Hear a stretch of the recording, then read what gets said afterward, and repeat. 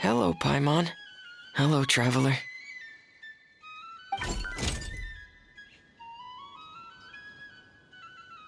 Is the crown ready? Yes, we're just waiting for Zuria now. She hasn't arrived yet. Then let's wait for her a little while. Or actually, maybe we can go find her. It's not too far from here anyway. Didn't she say she just lives on the hill over there? Hey, traveler, Paimon. Oh, and speaking of... Found you two at long last. I'm so glad that you both are all right. Huh? Why are you here, Miss Delaroche? And what could have happened to us? What could have happened? That water imp thexie, of course. After I gave you that commission the other day, I began to get worried and went asking about the boy that went missing. Oh, that? We've got it all figured out now. The boy you heard about was just Fremine. Even the missing fish was his fault. Don't worry, we'll help you get the fish back as soon as we're done with this job. Oh, sorry about that. I've been diving in the area recently. Huh? What, Fremine? Diving? No, that's not what happened at all. I've heard a completely different account. What I was told is that about a month ago, a child tied a bunch of heavy seashells onto his body and walked into this open stretch of water. He never came back. What could that be if not that water imp's work? Are you sure? 100% sure. I've confirmed the account with several veteran fishermen I know. The child was only 8 years old. His name was Lescaut d'Estray. Wait, Lescaut d'Estray? Yeah, that's the name. They say the family took on the name after moving to the city from a place called Stray. Anyway, his mother is a pretty famous art dealer, while his father passed away from an accident many years ago. Oh, well, naturally, his mother was devastated by the incident and fell terribly ill. It's said that she left the court of Fontaine, and no one knows where she's gone. It can't be, right? Lescaut d'Estray? Zuria d'Estray? It must be some sort of a coincidence?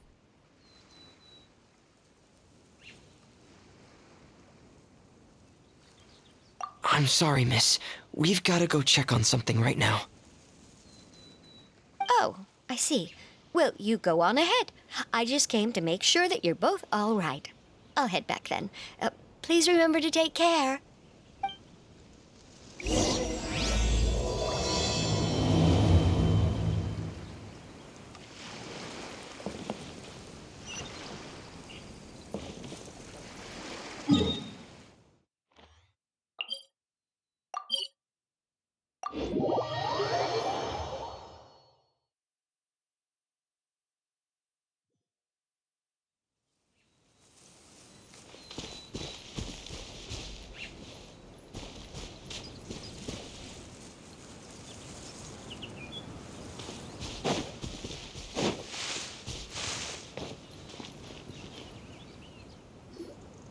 Excuse us. Is anyone here? Is this Madame d'Estray's place? Who are you? I have a patient here who needs quiet bed rest. Please leave us be unless you have anything urgent to report.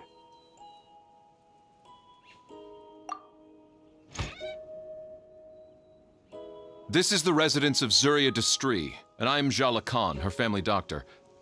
What did you mean by your question just now? Who else could be my patient? Your patient should be Zuria's son, right? She told us herself that her son had contracted loneliness syndrome. No, you're right.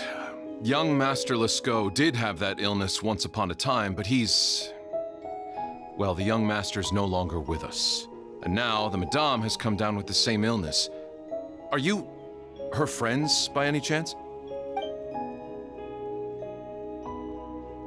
Oh, so when she had requested time to go out over the past few days, it was so she could spend them with you. So, if I'm understanding this right, the one who's suffering from uncontrollable delusions is the Madame herself? She believes her son is still alive? That is correct. When the young master disappeared, she was organizing an art exhibit that she had specifically prepared for him. But since she had to leave the house, she was unable to see her son one last time. That might have been the trigger for her regret. Or perhaps the family's fall into loneliness and grief was inevitable as soon as the old master passed away. First the son, and then the mother. But how could that be? She really looked like she had a handle on everything. Her smile was so lovely, and she even told us to stay optimistic. But you're saying she... Those actions are proof that she can no longer differentiate between fantasy and reality. Then all the other things that she told us about her son, were those fake too? No, those were all real. Although they were all things that happened before the young master left us for good. Madame's time has just never moved forward since his passing. I see. So after her son left, she created a fantasy world where her son was still with her. She was looking for a way to cure his illness when she ran into us. She has been in a good mood the past few days, even humming a song when she returned from her stroll. She even began discussing with me the idea of using deliberate guidance to ease the illness. It was all going well, until last night. She spent a whole night staring at the shell the young master left behind, and the words that he had inscribed onto it. Then she broke down once more. I prescribed some sedatives, and she's currently resting. But then what should we do? How can we help her? There has to be something we can do. Don't panic, Paimon. Even though this is a devastating piece of news, we must all calm down first. What should we do? I need to think. I need to remember the old house of the hearth and the children who lived in it. Those patients and what their doctors said back then.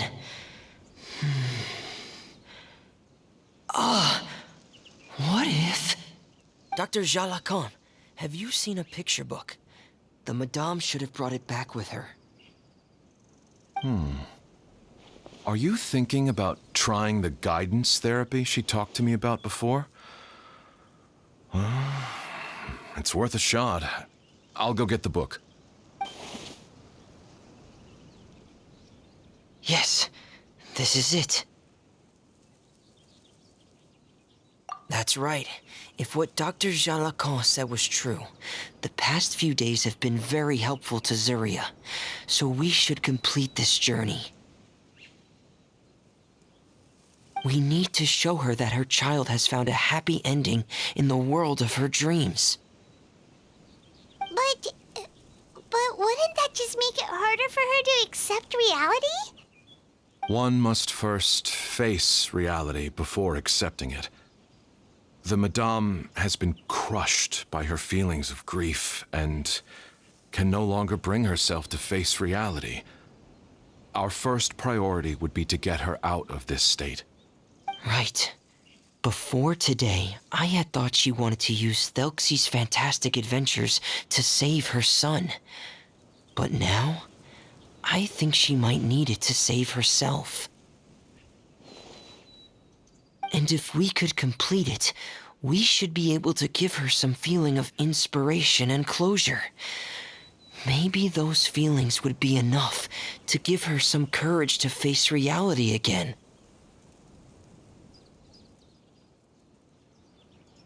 There's no time to waste. Let's set off right away.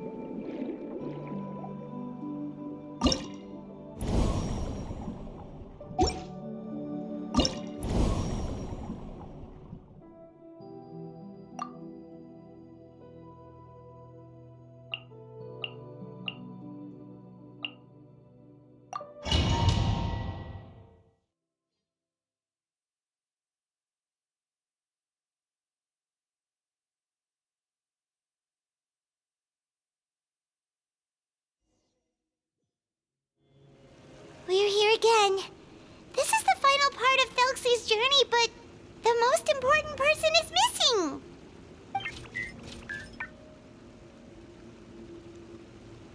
Everyone, please don't be so down and gloomy. Remember what she told us? If we were to feel troubled, the patient would become anxious as well. You're right. Paimon needs to smile. If we have to give something to Zuria, it should be our smiles. We have to keep smiling as we finish this adventure. And then she'll be able to recover, right, everyone? Yeah, I'm sure she will. Oh! Be careful, brave adventurers! Here come the evil monsters that stole the crown! There! Let's eat these Cyclops! Let's beat them up!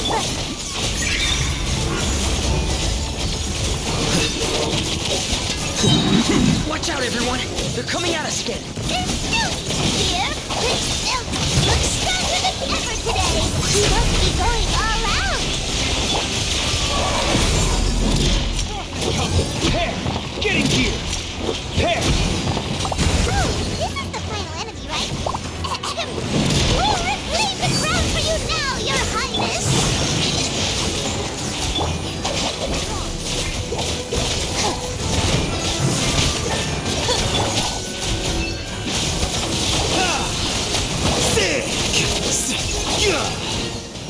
Defract!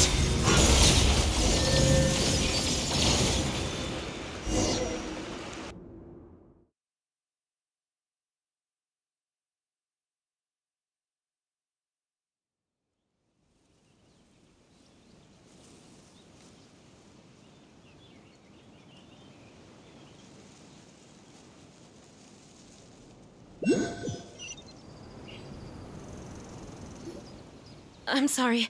I have to go. I made a promise to my friends, and I'm already very late.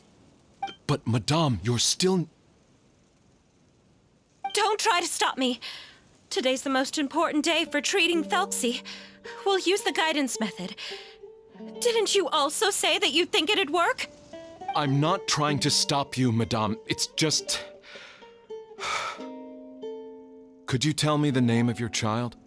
Dr. Jalacan, how can you forget the name of your own patient? His name is thexie. He's the prince of the kingdom of water imps. We will go today to reclaim his crown and attend his coronation ceremony. I see. Madame, please rest assured, everything is still on schedule. Your friends have already departed to find... Wait, look. They've already returned. Zuria! Zuria! We've retrieved the crown! Paimon, everyone, have you really? Yes, but the coronation ceremony still hasn't taken place, because we felt like you should be the one to preside over it. Wonderful, how wonderful! Thexie, my child, are you hearing this? Everything you lost will now come back to you, and soon, very soon, you will never be lonely again.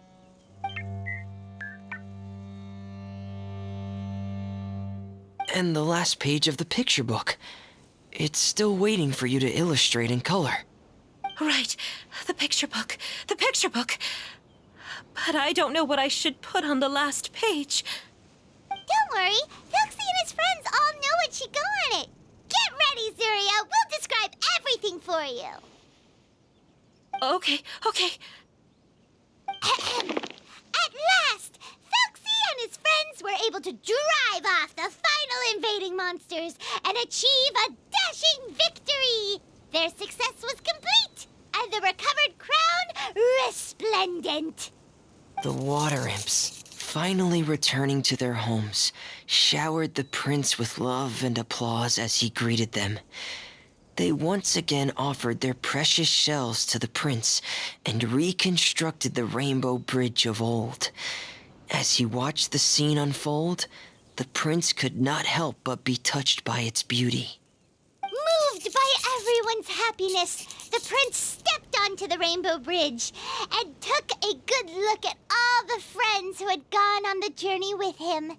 There stood the traveler, Goddess Paimon, Fremine, and... Where's the last person? The prince looked frantically around, but could not find the person he wanted to see most. At that moment, the person suddenly appeared on the other side of the bridge. She walked towards him with a smile and slowly lifted her veil. The prince could not hold back his tears. He recognized then that the mysterious person that had been by his side the whole time was none other than his mother. Zuria walked across the bridge and placed the crown above the prince's head. She smiled down upon him as she said, "My prince, my king, you shall never, ever need to feel lonely again." That's the end of the story, Zuria. Thank you. Thank you all. I am so sorry, my child. Maman should have spent more time with you. Did you hear the story? You'll never have to feel lonely again.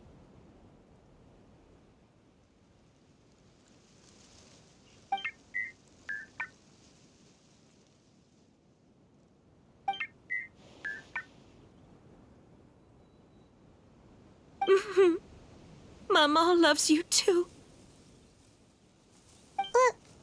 What's happening? Is Zuria talking to Thexie? Quick, put on my diving helmet. There's a transcription module in it that's compatible with Thexie's output signals. You should be able to use it to understand what Thexie's saying.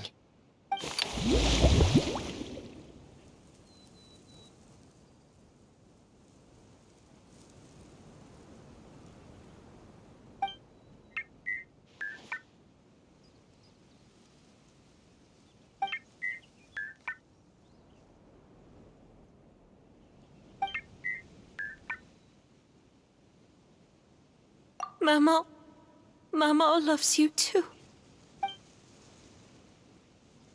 But I love you more, Maman. What? Did you see something? Maman, I'm getting a little sleepy. If it's time for bed, can you hum a lullaby to me again? Of course, my dearest child. as long as you want to hear it. Mama will always hum for you.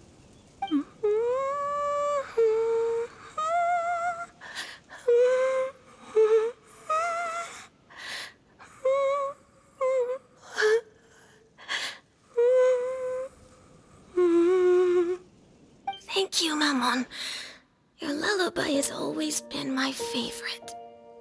Now that I've heard it, I can return to my dream and to the kingdom of water imps in peace. My poor darling. Please don't forget. I will always love you. My love is greater than the entire distance between here and the kingdom of water imps. I won't forget, Maman. And so is my love for you. Greater than the entire distance between here and the kingdom of water imps. Good night, Maman.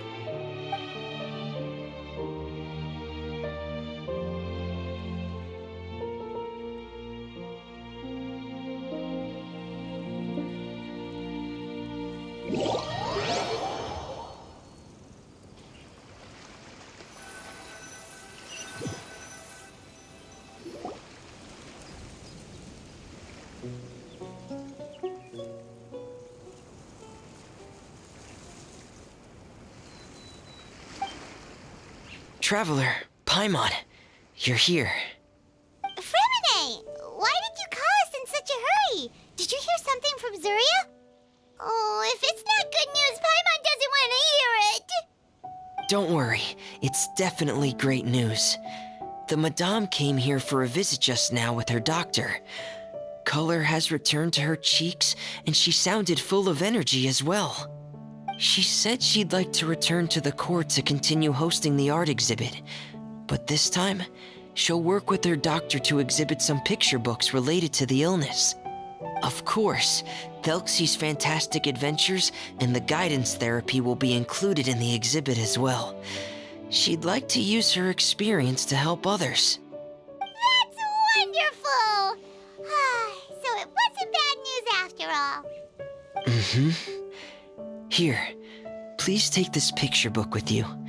The Madame wanted you to have it. If at some point in the future you were to run into someone with similar troubles, she hopes the book would be of use to you. But this is her son's story, right? Is it really okay to give the book to us? Don't worry, it's just a copy. She still has the original. It's extremely important to her. Alright, then there's no problem. It feels good knowing we've contributed to something important. Paimon definitely didn't expect the fantasy adventure to be so useful. Paimon was a little worried about how everything would turn out. After all, fantasy is just fantasy. Paimon, do you know what the Madame said? She said that at the moment when she placed the crown on thexie's head, she felt like she really saw something beautiful. Her child had returned, and he told her that he loved her. She also said that was when she was finally able to bid farewell to her son. She felt like at that moment, she was healed by some mystical power, and she was filled with courage from head to toe. Oh, really? But could that just be another part of her fantasy? Perhaps.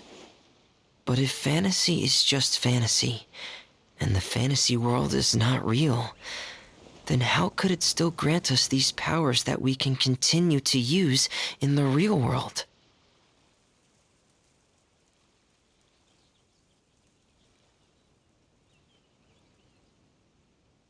But what else could it be? A descent of the fairy tale world into the real world. At that time, the wondrous fairy tale temporarily became reality and influenced real things in our world. That has to be what happened.